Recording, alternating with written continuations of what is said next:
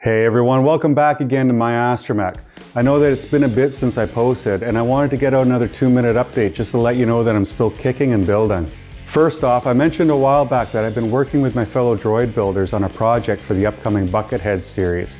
Well, I'm excited to say that the first episode is going to be released in just days. This means that I'm going to be able to talk a little bit more about my experiences in helping out with that project. If you're not aware of Bucketheads yet, stop this video right here and head over to Transmute Pictures YouTube channel and watch the newest trailer.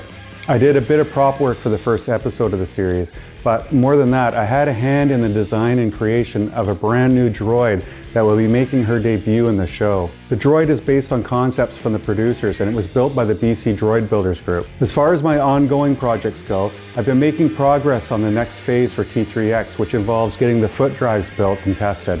As you may know already, I started the drives way back in September of 2018, but they took a backseat while I finished up some other stuff.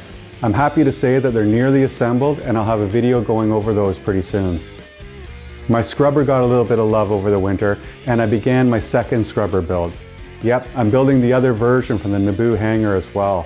I've also restarted work on my mouse droid. I'm going to be starting off with a pretty basic mouse, but I've got some interesting plans for it in the future.